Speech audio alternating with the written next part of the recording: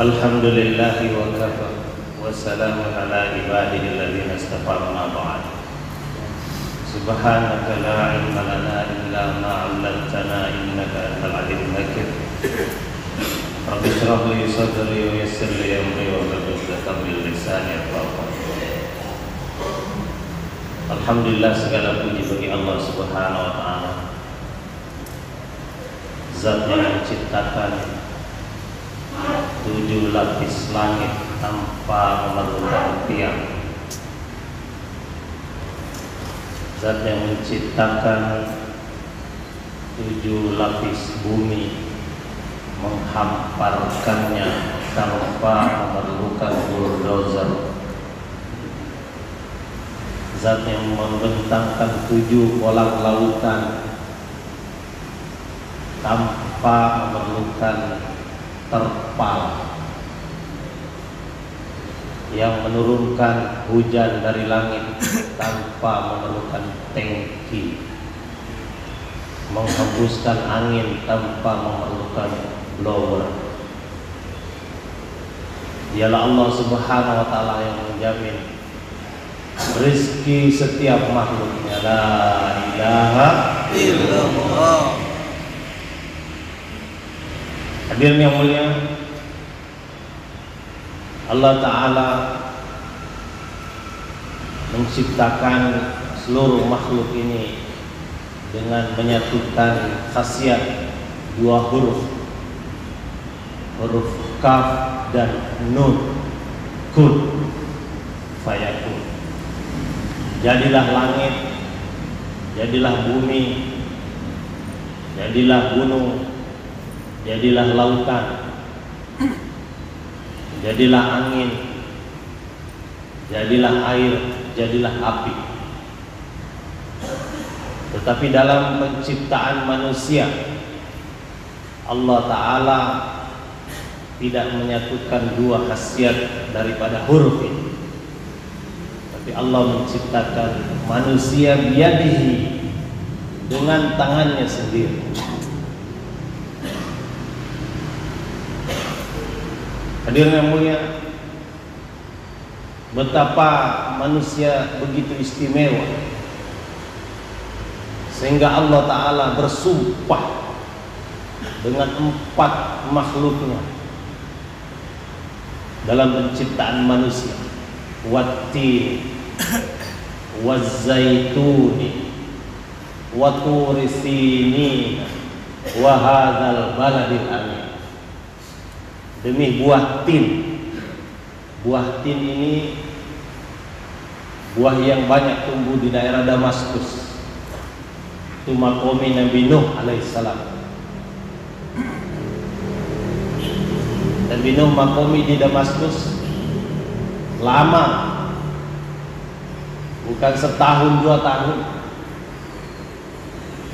1000 tahun kurang 50, 950 tahun, mengajak manusia untuk taat kepada Allah, menyeru manusia, ya ayuhan nas qulu la ilaha illallah tuflihu. Allah bersumpah dengan buah tin. Kemudian yang kedua, Allah bersumpah dengan zaitun. Itu banyak tumbuh di Palestina, makomi Nabi Isa alaihissalam, Baitul Maqdis. Wa turi sinin, itu bukit Tursina, tempat bayat hidayahnya Nabi Musa alaihissalam. Dilantik menjadi nabi, menjadi rasul. Bayat hidayah di bukit Tursina. Wa hadzal baladil amin, yakni Makkah, tempat yang aman. Allah bersumpah dengan 4 makhluk ini, kemudian mengatakan wattini wazzaituni wa turi sinina wa hadzal baladil amin laqad khalaqnal insana fi ahsani taqwim. Sungguh dalam penciptaan manusia itu, dia adalah penciptaan yang sebaik-baiknya.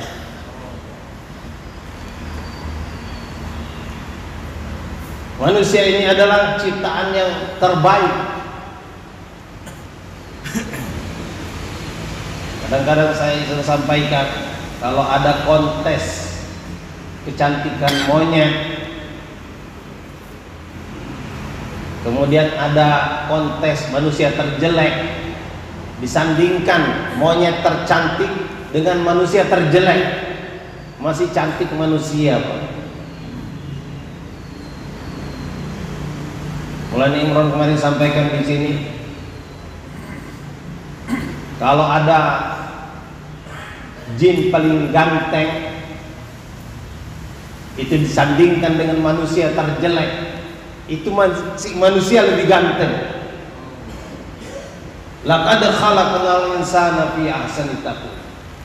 Allah ciptakan manusia ini sebaik-baik ciptaan. Allah ciptakan manusia ini dari 4 unsur. Unsur tanah, unsur angin, unsur api, dan unsur air. Ada yang menjelaskan unsur tanah ini mulut. Apa saja yang taruh di mulut nih habis dia, tenggelam. Apa saja yang terletak di atas tanah itu lama-lama tenggelam. Walaupun besi, lama-lama berkarat, habis. Kemudian mata ini dari air, bisa bercermin di situ. Selalu ada air di sana. Kalau sudah tidak ada air di sana, maka wassalam. Kemudian hidung ini dari angin.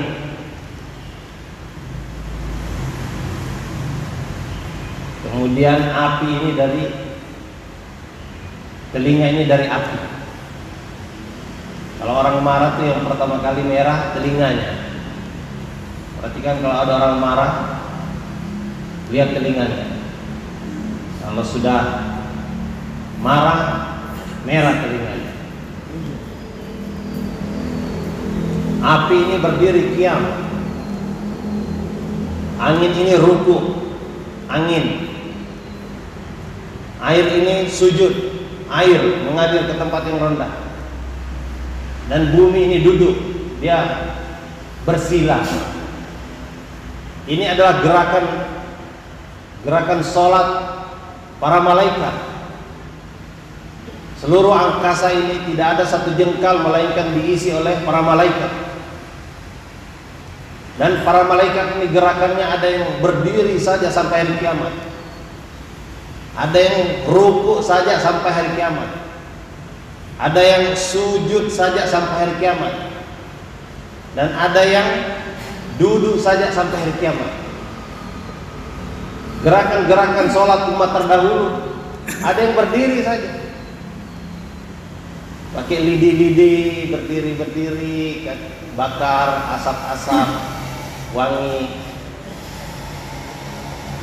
Ada yang gerakan sholatnya rukuk saja, mungkin diwarisi sama orang Jepang. Orang Jepang sedikit-sedikit rukuk, hai. Kita niat dakwah ke Jepang ya Pak ya. Satu gerakan lagi dia sujud.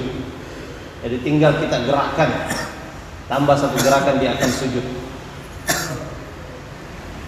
Gerakan sholat orang terdahulu ada yang rukuk saja. Ada gerakan sholat orang dahulu hanya sujud saja. Seperti gerakan sholatnya umat Nabi Musa alaihissalam.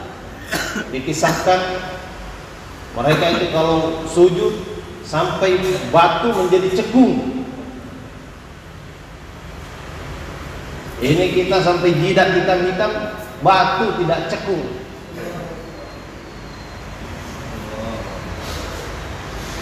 Ini gerakan sholat para malaikat, gerakan sholat umat-umat terdahulu terkumpul di dalam gerakan sholat umat Muhammad sallallahu alaihi wasallam.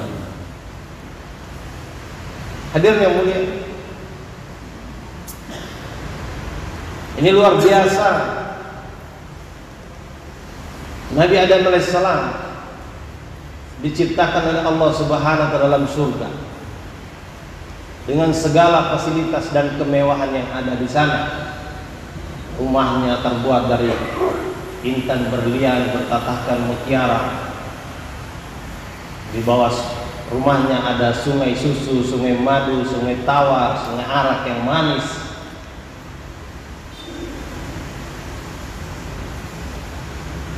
Kendaraan apa saja yang diinginkan tersedia, makanan apa saja yang diinginkan tersedia. Tapi ada yang belum tersedia pada saat itu. Apa itu? Nabi Adam sendirian. Nabi Adam jomblo.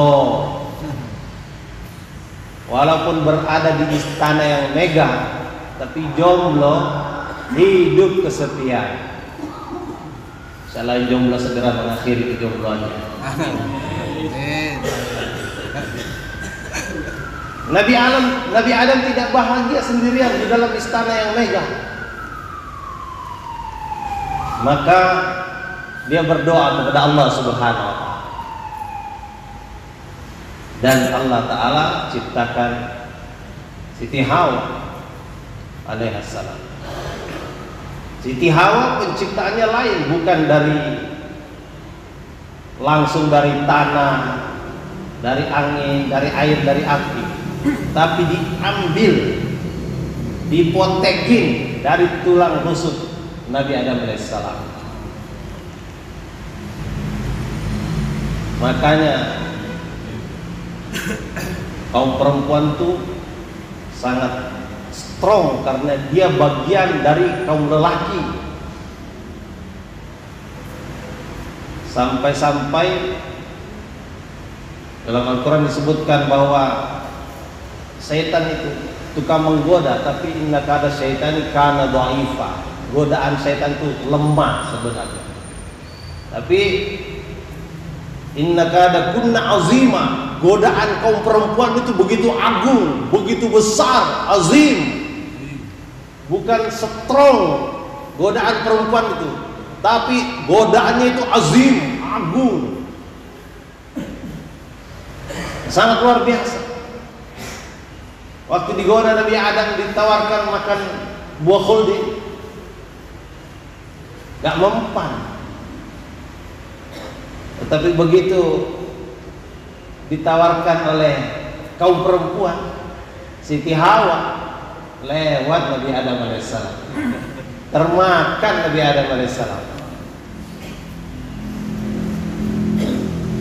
Coba tuh pikir hebatnya kaum perempuan. Maka ketaatan yang Nabi Adam alaihissalam sudah buat selama di dalam surga, tidak tergoda oleh syaitan. Tapi begitu ada satu orang perempuan, maka tergoda dia mengikuti apa yang dibisikkan oleh kaum perempuan. Kaum laki-laki banyak berbuat maksiat kepada Allah Subhanahu wa taala karena bisikan kaum perempuan. Itu sebabnya kaum perempuan harus diajak keluar maskuro. Kaum perempuan kalau diajak keluar maskuro, insya Allah bisikannya bisikan-bisikan kebaikan, bisikan-bisikan ketaatan. Waktu itu Nabi Adam belum sempat ngajak keluar maskuro Siti Hawa alaihissalam. Jadi dia masih sempat tergoda oleh syaitan. Hadirin yang mulia, karena Nabi Adam alaihissalam tidak taat satu kali saja kepada Allah Subhanahu wa taala, maka dia langsung dikeluarkan dari surga.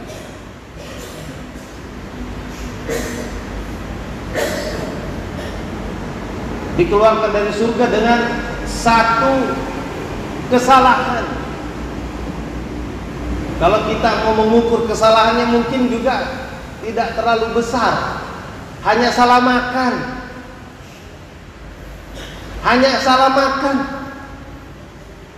Kalau kita ini bukan salah makan lagi setiap hari, salah makan, salah minum, salah melihat, salah mendengar, salah berbicara, salah melangkah, salah memegang, salah berpikir, salah sangka. Nabi Adam AS satu kesalahan, salah makan, kirim dia ke bumi. Di bumi dia harus kerja keras. Selama dia taat, gak perlu dia cari makan, gak perlu dia cari kendaraan, gak perlu cari rumah, gak perlu cari pakaian. Tapi begitu dia tidak taat kepada Allah, maka dia harus kerja keras. Siapapun yang tidak taat kepada Allah Subhanahu wa ta'ala, dia harus kerja keras. Kalau taat kepada Allah Subhanahu wa ta'ala, Allah mudahkan rezekinya. Allah perintahkan, ya dunya ikhdimi man khadamani wastakhdimi man khadamani. Wahai dunia, tunduklah kepada mereka yang tunduk kepada, layani mereka yang beribadah kepada, tapi perbudaklah mereka yang tunduk kepadamu. Jadi ini perintah Allah Subhanahu wa ta'ala, hadirin, kepada bumi ini, pada langit, kepada gunung, kepada lautan, kepada pohon cengkeh, pada pohon kelapa, pada pohon kopi, pada kebun jahe, kebun pepaya, kebun singkong, kebun salak, tambang nikel, tambang emas, tambang perak, perahu nelayan. Semua dunia ini diperintah Allah untuk tunduk taat kepada orang yang taat kepada Allah. Tapi semua diperintahkan memperbudak orang yang tunduk kepada dunia ini. Nabi Adam AS selepas melakukan satu kesalahan, jadilah dia harus bekerja keras. Hadirin yang mulia, Nabi lebih Nabi datang permukaan bumi mengingatkan manusia, jangan buat salah, taatlah kepada Allah. Ya ayuhan nas qulu la ilaha illallah tuflihu. Taatlah kepada Allah, ucapkan la ilaha illallah, kalian berjaya. Hadirin yang mulia, Adam alaihissalam buat satu kesalahan, pakaiannya dilepaskan. Tapi umat akhir zaman dia buat kesalahan, pakaiannya tetap dikenakan. Hanya kalau lama-lama dia buat kesalahan terus, lama-lama dia akan melepaskan pakaiannya sendiri, sedikit demi sedikit. Mula-mula yang tadinya panjang sampai ke mata kaki, akhirnya naik ke atas lutut. Lama-lama naik lagi, jangan dibayangkan. Kalau buat kesalahan demi kesalahan, maksiat demi maksiat. Hadirin yang mulia, Nabi Adam AS buat kesalahan, dia dimaafkannya itu di Makkah, di Arafah. Dia harus berjalan mencari di mana alamat tempat saya mau dimaafkan Allah, tempat saya diampuni Allah. Padahal dia diturunkan di India, sekarang namanya Sri Lanka. Ada gunung di Sri Lanka itu, di Colombo. Di sana ada jejak Nabi Adam AS, dibuat semacam bekas telapak kaki. Nabi Adam AS satu kesalahannya dipisah dengan istrinya. Ada yang mengatakan selama 40 tahun, ada yang mengatakan selama 100 tahun. Jadi bukan dipisah dengan istri macam bapak dan saudara ini hanya 40 hari, hanya 4 bulan, setahun bagi para ulama, 100 tahun dipisah dengan istri.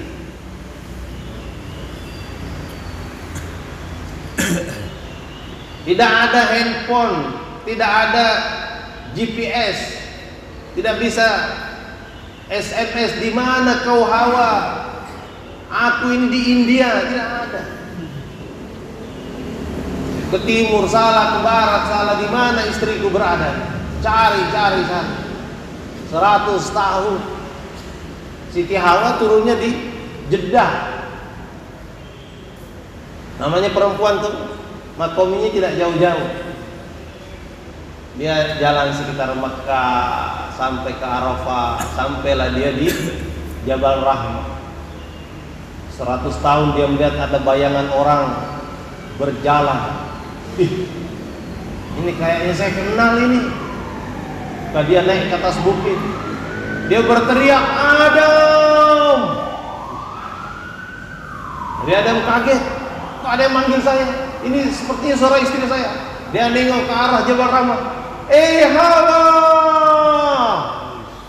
Masya Allah, berlari kencang Adam alaihissalam. Kemudian mungkin kalau di film-film itu dipeluklah istrinya, diputar-putarlah seperti orang berdansa begitu.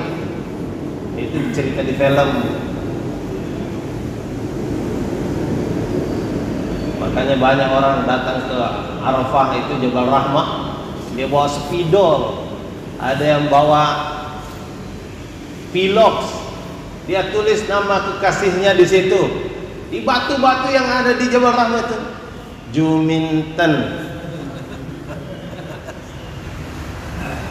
Saritem. Yang perempuan juga nulis namanya Marjono. Maaf kalau ada Marjono di sini.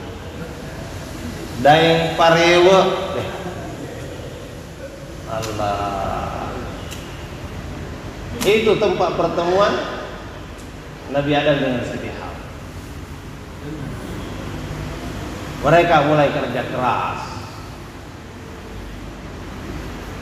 Saya dengar Keuzera bercerita, semoga Allah Ta'ala cahaya kubur beliau. Amin.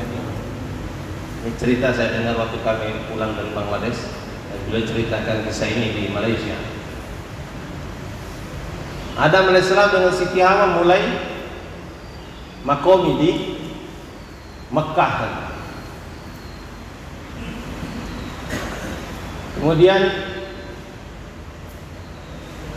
Nabi Adam seperti biasa laki-laki pergi cari nafkah, pergi cari makan. Tiba-tiba datang iblis membawa anaknya, diberikan kepada Siti Hawa. Lah, kamu ada di sini? Iya, saya ada keperluan. Saya punya anak kecil, anak bayi, tidak ada yang menjaga. Saya tolong titip sama kamu, Hawa. Kamu ini orang baik. Wah, enggak, gara-gara kamu saya menderita, dikirim dari surga turun ke bumi. Enggak Hawa, kamu ini cantik, kamu ini soleha, kamu ini baik. Jadi kelemahan kaum perempuan itu kalau dirayu. Ini rahasianya. Kalau perempuan disanjung-sanjung, dirayu, dipuja-puji, dah hilang kekuatannya. Udah taruh situ anak. Udah ditaruh di situ anak. Kemudian pergi iblis. Datang Adam alaihissalam. Kaget, oh ada anak bayi di sini. Nah, siapa? Siti Hawa mau terang, mau laporan. Ini anaknya iblis. Tadi dia datang minta tolong, dia ada keperluan, dia nggak ada yang jaga anaknya. Wah, Adam alaihissalam marah besar. Anak itu langsung dimutilasi,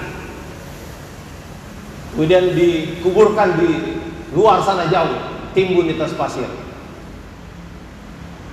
Udah, Hari berganti, Adam pergi kantor kerja, hari nafkah.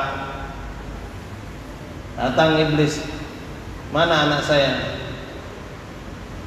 Oh, gara-gara kamu saya dimarah sama Adam. Anak kamu sudah dipateni, sudah dibunuh, dimutilasi, ditaruh di luar sana, dilempar. Maka iblis dengan kekuasaan yang diberikan Allah kepadanya, dia berteriak, ya khannas ta'al. Tiba-tiba pasir itu terbongkar, keluar anaknya lari-lari memeluk dia. Hebat ilmunya iblis. Maka dia titip lagi, Hawa, saya minta tolong, saya belum selesai urusannya. Enggak, saya ini dimarahin, enggak mau. Udah sekali ini saja, saya ini tanggung, kerjaannya belum selesai. Tolonglah, kamu ini cantik, kamu ini soleha, kamu ini baik. Tidak ada yang lebih cantik daripada kamu di seluruh dunia ini. Kamu adalah ratu kecantikan dunia. Nah, taruh situ. Taruh anak. Pergi iblis. Tidak lama Adam datang. Dia lihat, kok ada lagi. Marah betul dia. Dibakar jadi debu, kemudian ditaburkan debunya di padang pasir. Hari berganti, iblis datang, mana anak saya? Udah nggak ada, udah jadi debu, dibakar. Dengan kekuasaan diberikan Allah kepada iblis, iblis panggil lagi, ya khannas ta'al. Itu debu-debu yang berserakan tiba-tiba bangkit lagi, jadi anak iblis lari-lari memeluk bapaknya, bapak atau ibunya iblis nih. Datang memeluk iblis, udah dirayu lagi, awas sedikit lagi, tolong titip lagi, enggak mau. Walaupun tidak mau, tetap ditinggalin anaknya di situ. Adam datang melihat itu ada lagi, marahnya memuncak Nabi Adam AS. Dia ambil kuali besar, kemudian dia bakar, nyalakan api, masukkan air di situ, kemudian masukkan anak iblis itu ke dalam air, direbusnya sampai jadi bubur, kemudian dimakan berdua. Adam pergi, datang iblis, mana anak saya? Kata Siti Hawa, sudah tidak ada. Kemana? Adam sudah rebus, sudah jadikan bubur, sudah dimakan sama dia, sudah dimakan sama saya. Iblis ketawa, wah. Loh, kenapa kamu ketawa? Memang itu yang aku inginkan. Aku ingin menitipkan anakku di dalam tubuh kamu. Sekarang anak aku berada di dalam darah daging kamu, berada di dalam urat nadi kamu. Anak saya sudah berada di sana. Hadirin yang mulia, kalau orang marah itu menyebabkan iblis masuk, meminum, telah menjadi bubur anak iblis yang masuk dalam diri manusia. Walaupun kelihatannya ini cerita dongeng, tapi karena diceritakan oleh orang tua kita, guru kita, mungkin ini peristiwa terjadi atau tidak, tapi hikmah daripada peristiwa ini yakni jangan marah. La taqdaw, kata Rasulullah, falakal jannah. Jangan marah. Orang pemarah itu digoda oleh syaitan. Hadirin yang mulia, maka jangan marah. Untuk marah kepada istri, kepada anak, ini begitu banyak jalan disiapkan oleh iblis. Itu marah kepada jumidar, kepada AMP, kepada syuro, kepada masyai, itu banyak jalannya disediakan oleh iblis. Sabar.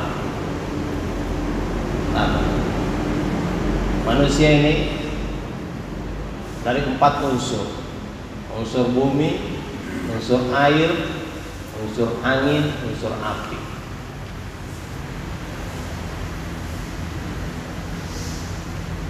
Dan untuk mengatasi masalah-masalah dalam kehidupan manusia ini, Allah perintahkan agar mereka taat kepada perintah-perintah Allah. Salah satunya untuk mengatasi masalah ekonomi adalah dengan sholat. Seorang datang kepada Nabi SAW mengadukan perkara sholat.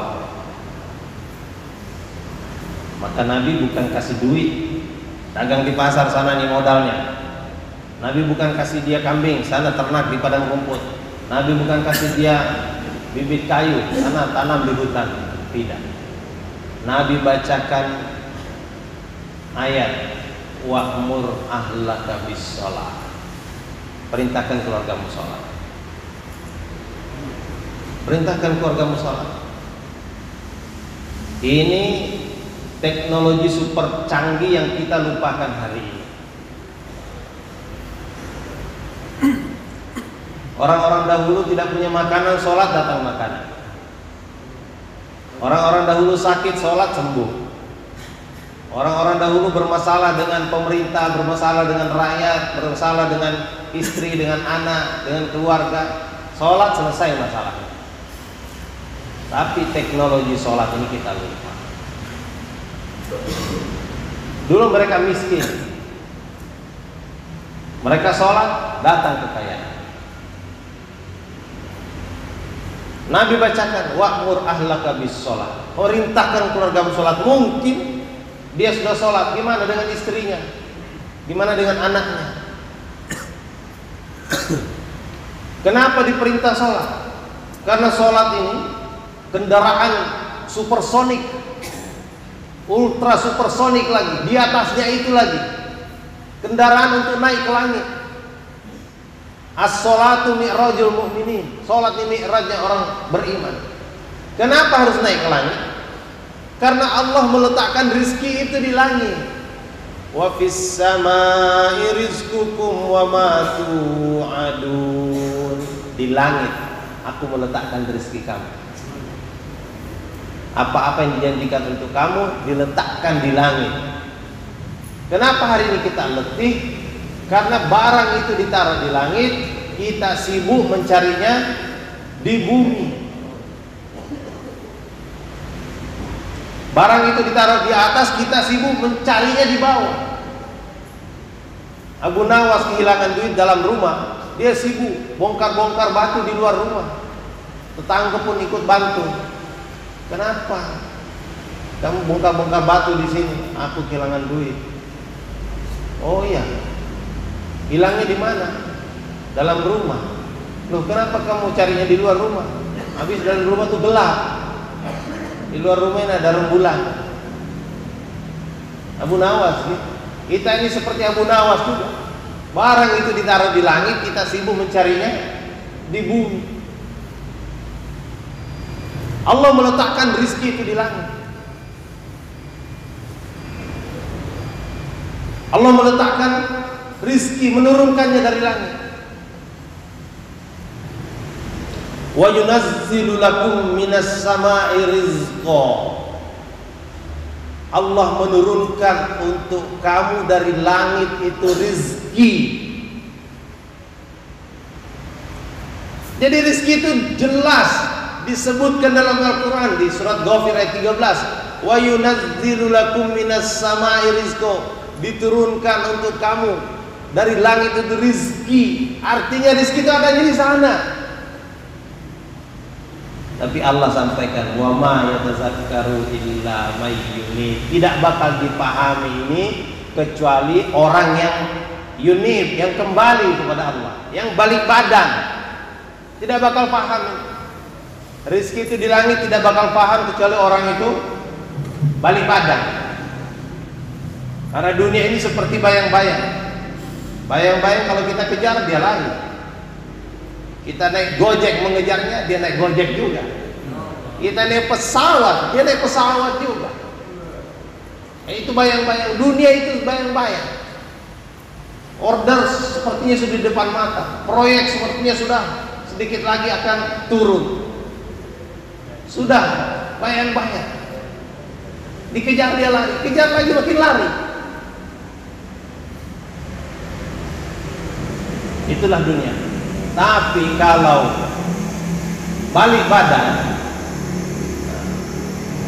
maka pasti bayang-bayang itu akan ikut. Pasti bayang-bayang itu akan ngejar. Kita naik ojek, dia juga naik ojek, bayang-bayang itu. Siapa yang bisa paham ini? Wa ma yatazakkaru illa may yunib. Tidak bakal paham kecuali orang yang kembali kepada Allah Subhanahu wa taala. Bahasa kerennya itu hijrah. Dari mengais-ngais bumi pindah ke langit. Gimana caranya pindah ke langit? Makmurkan masjid. Falyabudu rabb hadzal bait alladzi at'amahum min ju' wa amanahum min khauf. Sembahlah Rabb daripada rumah ini, yakni makmurkan rumah Allah Ta'ala. Dia yang memberikan makan, menghilangkan lapar, artinya dia yang memberikan kesejahteraan. Wa amanahum min khauf, dia yang memberikan keamanan, menghilangkan ketakutan. Artinya dia yang memberikan kesejahteraan dan keamanan, prosperity and security. Bagaimana caranya agar prosperity datang, security datang, kesejahteraan datang, keamanan datang? Falyabudu rabb hadzal bait. Caranya itu makmurkan rumah Allah Subhanahu wa taala. Negeri-negeri mana saja yang memakmurkan rumah Allah Ta'ala, Allah makmurkan penduduknya. Walaupun negerinya gersang, saudara-saudara. Negeri sahabat tuh masih seperti sekarang ini. Yang pergi haji, pergi umroh, melihat sejauh mata memandang. Itu batu, pasir, kering, kerontang, panas, terik di siang hari, dingin menembus tulang di malam hari. Tapi penduduknya sejahtera. Di zaman Sayyidina Umar radhiyallahu anhu datang kekayaan dari Rum dan Parsi, kata Pak Cece Firdaus, semoga Allah cahaya kebunnya. Datang kekayaan dari Rum dan Parsi itu 3 miliar dinar. 1 dinar itu 4,25 gram emas. Kalau dirupiahkan 1 dinar itu 4 juta. 4 juta dikali 3 miliar sama dengan 12.000 triliun. Saudara-saudara, kalau 12.000 triliun dibagikan kepada para sahabat, waktu itu jumlahnya lebih kurang 124.000, maka setiap satu orang dapat jatah 96,7 miliar. Bayi baru lahir, nih tabungan kamu 96,7 miliar. Itu bayi baru lahir. Engkongnya mau mati, ini engkong wariskan untuk kalian nih 96,7 miliar. Yang tidur tidak kebagian.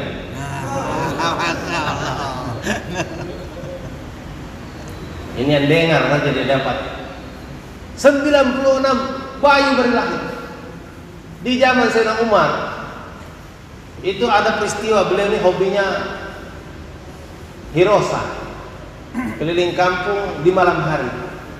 Tidak ada listrik, berjalan. Satu rumah dia mendengar suara tangisan anak kecil. Dia suruh khadimnya, coba tanya kenapa dia menangis. Bu, kenapa anak kamu menangis? Ini memang rewel. Diamkan. Udah, cep, diam. Gak lama nangis lagi. Tanya sana, kenapa nangis? Bu, kenapa nangis lagi? Akhirnya ibu itu ngaku, ini saya lagi sapi, saya nggak mau kasih makan. Dilapor sama Sayyidina Umar, lagi disapi anaknya. Sayyidina Umar, pergi tanya lagi, berapa umur anaknya, kenapa disapi? Bu, berapa umur anaknya? 1 tahun. Loh, 1 tahun sudah disapi. Kenapa 1 tahun baru disapi? Soalnya peraturan di negeri ini, kalau anak belum disapi, belum dapat BLT, belum dapat bantuan langsung tunai. Di negeri sahabat, anak kecil pun dapat BLT, dapat bantuan langsung tunai, dapat gaji dari negara. Begitu sejahteranya. Dapat uang gaji dari negara, anak kecil pun. Tapi waktu itu peraturannya, kalau anaknya sudah disapi,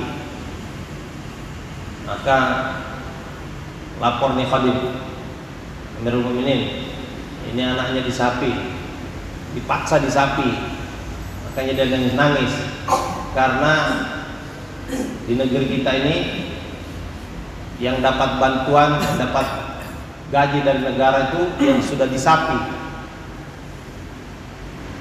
Maka Sayyidina Umar langsung menangis.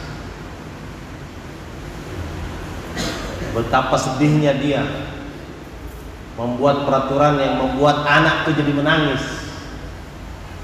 Ibu-ibu ini kreatif. Dia belum 2 tahun anaknya sudah disapi karena ingin mendapatkan gaji. Maka besoknya langsung Undang-Undang Dasar itu diamandemen oleh Sayyidina Umar.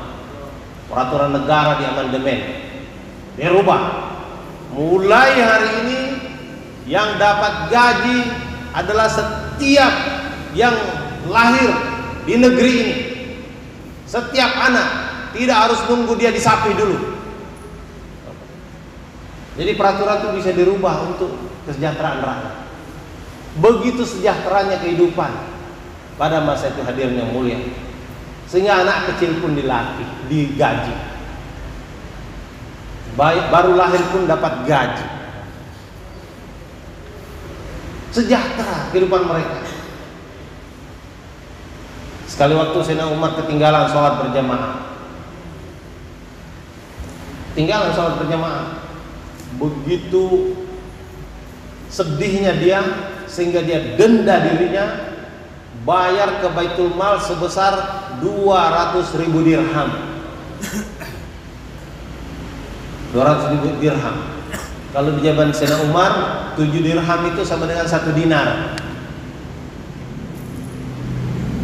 Kalau 4 juta dibagi 7 sama dengan 571.000. 571.000 dikali 200.000 sama dengan 114 miliar. Denda ketinggalan sholat berjamaah 114 miliar. Coba betapa pahamnya Sayyidina Umar radhiyallahu anhu. Kata Nabi sallallahu alaihi wasallam, "Man fatatu sholatuhu faka'annama wutira ahduhu wa maluhu." Siapa yang ketinggalan sholatnya, siapa yang kehilangan sholatnya, seperti dia kehilangan seluruh harta dan keluarganya. Saya pernah ketemu orang Aceh. Dia pergi haji ketika tsunami datang. Dia bercerita sambil menangis. Ketika saya pulang, rumah saya tidak ada, istri saya tidak ada, anak saya tidak ada, semuanya habis. Saya ingat hadis itu. Orang yang kehilangan sholatnya seperti kehilangan seluruh keluarga dan hartanya. Sayyidina Umar paham nilai sholat. Yang kedua, negara begitu sejahtera, sehingga Sayyidina Umar bayar denda 114 miliar. Bapak kalau pernah menumpuk uang 100.000, itu 100.000 kalau ditumpuk 10 juta itu tebalnya 1 senti. 10 juta. Kalau 100 juta 10 senti. Kalau 1 miliar 1 meter. Kalau 114 miliar berapa meter itu? 114 meter tingginya tumpukan uang 100.000. Monas ini tingginya 125 meter.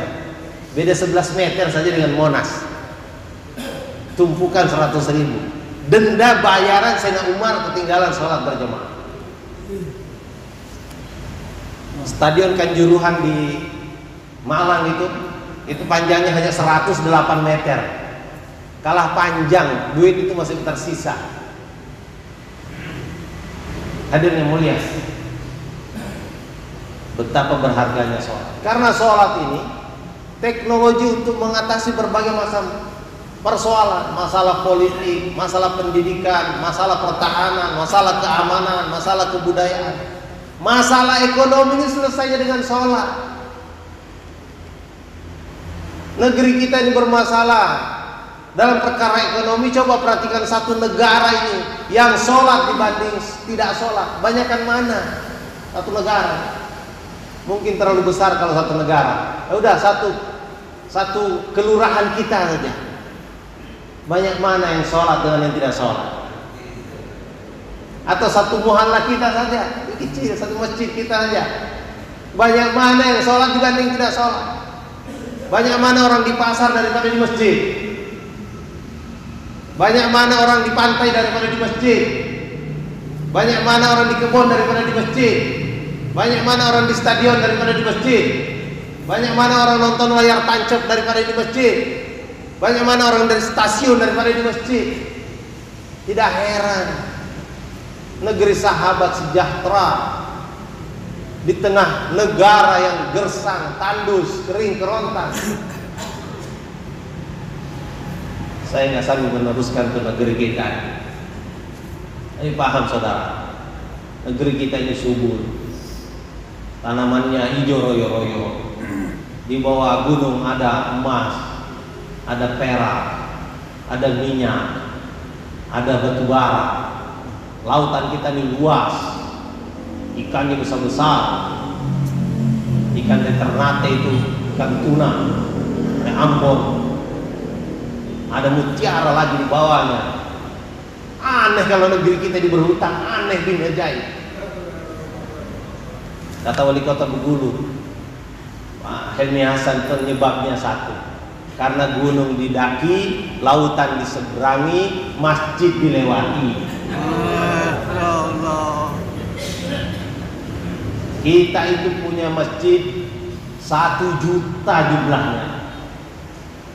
Kata Maulana Sa'ad wabarakatuh, semoga Allah Ta'ala membimbing beliau, tidak ada satu negara di dunia ini yang melebihi jumlah masjid dengan negara kalian. Kita punya 1 juta masjid. Berapa masjid yang hidup 5 amal di sana? Ini yang akan dimusyawarahkan di Malaysia. Syuro-syuro kita, AMP kita, orang-orang tua kita, ulama akan berangkat di sana untuk memikirkan bagaimana orang ini jangan seperti Abu Nawas, rizki ini taruh di langit, tapi kita sibuk mencarinya di bumi. Kita harus latihan hadirin, merisaukan masjid kita yang 1 juta ini. Kalau kita risaukan masjid kita yang 1 juta ini, kita urus rumah Allah Subhanahu wa Ta'ala, kita jaga rumah Allah Ta'ala, kita tolong ini rumahnya Allah Subhanahu wa Ta'ala, maka Allah akan urus kita, Allah akan jaga kita, Allah akan tolong kita. Kita ini mengais-ngais di bumi, tidak ada di sana. Bumi ini keran tempat keluarnya air. Keran ini walaupun terbuat dari emas, tapi kalau mampet pipanya itu nggak bisa keluar air. Hari ini mampet ini rizki dari langit karena kita nggak nengok-nengok ke sana, kita nggak jalan-jalan ke sana.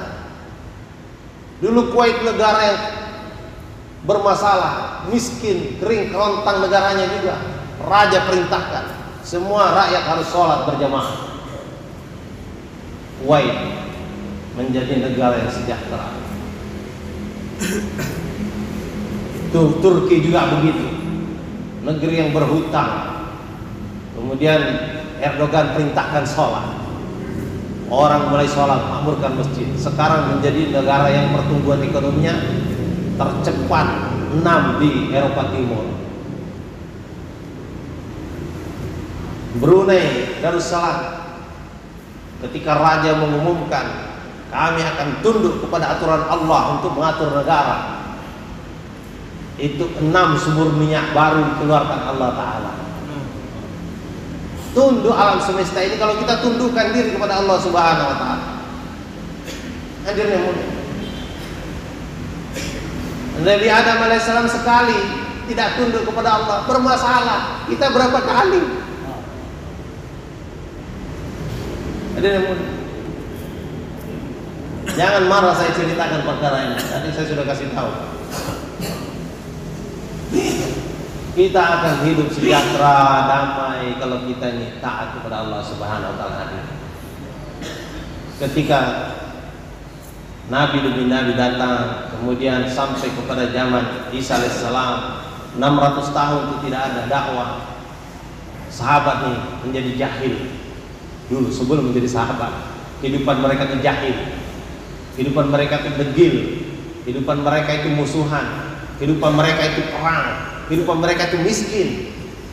Tapi setelah mereka usaha dakwah, kemudian beriman kepada Allah, menjaga sholat mereka, jahilan mereka berubah menjadi alim, degilan mereka berubah menjadi penuh adab, permusuhan mereka berubah menjadi kasih sayang, peperangan mereka berubah menjadi perdamaian, dan kemiskinan mereka berubah menjadi kekayaan.